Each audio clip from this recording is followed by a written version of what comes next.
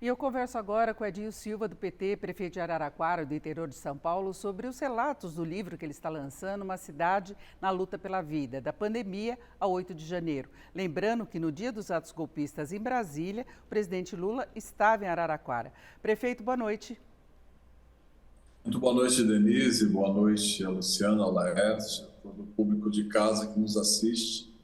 De fato é isso, Denise. O livro ele se propõe a ser um relato de uma experiência de gestão, né? O que é ser prefeito, o que é construir processos decisórios no meio de uma pandemia. Mas, claro, para que eu explique o que a Araraquara fez durante a pandemia, eu faço um pouco o resgate da história das políticas públicas em Araraquara. E quando eu estou fechando o livro, é evidente que eu não posso escrever um livro e omitir, né, que o presidente Lula estava na cidade de Araraquara no dia 8 de janeiro, quando da tentativa do golpe, né, e de tudo que aconteceu em Brasília. Então, o livro tem um último capítulo que retrata o 8 de janeiro e o livro já escrito, né, eu percebi que Araraquara havia, né, sido protagonista ou esteve fazendo parte de vários fatos da história recente do município. E claro que eu retrato também a minha experiência enquanto integrante da coordenação da campanha do presidente Lula de 22, né? Então, o livro é uma experiência de gestão, recupera uma experiência de gestão, que é você construir processos decisórios durante a pandemia, mas acaba dando também tendo uma amplitude maior quando dá destaque tanto às eleições de 22, que eu digo, né, que 22 foram as eleições das nossas vidas, e também sobre o 8 de janeiro e o que foi que aconteceu no 8 de janeiro, o presidente estando em Araraquara e Brasília, vivenciando uma tentativa de golpe. Agora, prefeito, falando do começo da pandemia, Araraquara foi das cidades que adotaram o primeiro lockdown e um lockdown pesado, o que não evitou que a cidade tivesse novas ondas, um índice de mortes muito elevado. Não é? Havia, na época, explicações, nós conversamos aqui no Jornal da Gazeta a respeito disso, porque ela era uma rota, inclusive de transporte de mercadorias, o que levava a doença mais para a cidade, mas foi um desafio para os políticos, de um modo geral, adotar o lockdown no momento em que o governo federal tinha uma postura diferente, não é? Olha, Denise, eu sempre digo, né, que o lockdown não é uma escolha, não é uma escolha, eu digo isso no livro, né, não é uma escolha do prefeito. Nós adotamos o lockdown quando a curva de contaminação que a cidade vivenciava projetava, né, um número de contaminados maior que a quantidade de leitos ofertados. Então, se você tem uma quantidade de leitos, mesmo aqui nós construímos o hospital de campanha, nós adaptamos as nossas UPAs à central de atendimento, nós tivemos uma igreja, né, a igreja Mórmon, ao lado de uma das nossas UPAs, também cedida pela direção da igreja, também como um espaço para leitos, para que a gente atendesse pacientes não só de Araraquara, mas de toda a região. Mesmo assim, a curva projetava que nós teríamos um colapso do sistema se nós não freássemos a contaminação. Então, foi aí que se deu, né, a primeira decisão de nós levarmos ao extremo o distanciamento social, que é o lockdown, né, e foi muito importante. Vários pesquisadores mostraram depois, várias pesquisas foram feitas pelas universidades mostrando o quanto que foi importante a cidade adotar o lockdown, que impediu que pelo menos, né, por volta de 1/3 das mortes ocorridas, né, pudessem ser evitadas, ou as mortes projetadas pudessem ser evitadas.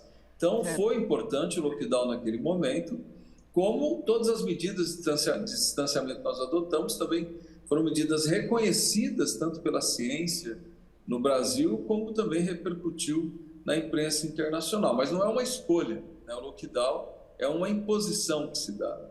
Agora, prefeito, vamos para o 8 de janeiro. O presidente Lula estava aí com a primeira-dama Janja, exatamente porque Araraquara tinha enfrentado uma tragédia relacionada a fatores climáticos. E eu queria saber como é que foi a reação do presidente Lula, né? Porque se discute muito o quanto que as autoridades estavam preparadas ou não para as manifestações, para os atos golpistas que ocorreram em Brasília. Qual foi a primeira reação dele? Em que medida que ele foi reagindo às notícias que chegaram de Brasília? Olha, Denise, eu recupero isso no meu livro, né? Na verdade, no dia 7 de janeiro, um sábado, eu recebo um telefonema da Janja, que num gesto de solidariedade, gesto humanitário, se dispõe a visitar a cidade diante da tragédia que Araraquara vivenciou. Araraquara não é uma cidade que tem tradição de enchentes, mas nós sofremos, por conta de todas essas mudanças climáticas que até o Jornal da Gazeta está retratando agora, uma tromba d'água. Foram 120 milímetros em 6 horas. Nós vimos aí a projeção de chuvas 70 milímetros no final de semana, nós tivemos 120 milímetros em 6 horas. Então, uma tromba d'água. Nós tivemos várias regiões da cidade literalmente destruídas e 6 pessoas faleceram, inclusive integrantes de uma mesma família. E a Janja se dispõe a nos visitar num gesto de solidariedade. Isso no início da manhã. No final da manhã, o presidente Lula me liga, dizendo que viria para a cidade. E no dia 8 de janeiro, eu vou até o aeroporto da Embraer, que fica a 10 quilômetros de Araraquara, recebê-lo, né? E no trajeto até o local que o presidente iria visitar, eu recebo um telefonema do Ricardo Stuckert, né, que hoje é o secretário de audiovisual do presidente, da SECOM, me ligando dizendo: olha, mostre para o presidente um vídeo que eu te enviei. Eu abro o vídeo, são cenas de destruição de Brasília, mostro ao presidente. Evidente, a primeira reação do presidente é de indignação, porque a imprensa dizia que Brasília teria uma manifestação daqueles que estavam inconformados com a vitória e com a posse do presidente Lula. Mas ninguém dizia que o Brasil sofreria uma tentativa de golpe. A reação do presidente é conversar com os ministros que estavam em Brasília. Ele fez a visita que estava planejada. Depois nós fomos até a prefeitura, né, no 6º andar, onde fica o meu gabinete. Ele tem acesso às demais imagens, já que várias emissoras transmitiam aquilo que aconteceu em Brasília, já com a cena de ocupação e destruição do Supremo Tribunal Federal, do Palácio do Planalto. E o presidente, em síntese, Denise, num gesto de maestria, de estadista, se articula com os presidentes dos poderes instituídos, se articula com as principais lideranças políticas do país, junto com os seus ministros, constrói as iniciativas necessárias, e tudo isso está retratado no livro, né? E, na minha avaliação, medidas que derrotam essa tentativa de golpe e o Brasil minimamente estabilizado, né? Ele volta para Brasília, e eu fecho o livro dizendo que quem decola de Araraquara é mais que o presidente da República, é a democracia vitoriosa. Então, esse relato existe, ele está no livro, né, junto com essa experiência de gestão do enfrentamento à pandemia. E, prefeito, eu queria que o senhor mostrasse a capa do livro, que o senhor fala em Macunaíma, não é, de Mário de Andrade, e aí se referindo também a Walter Delgatti, que é aquele hacker da Vaza Jato, que agora foi envolvido em todas as denúncias quanto à possibilidade de tentar invadir as urnas eletrônicas. Fale rapidamente sobre isso, temos só um minuto, por favor.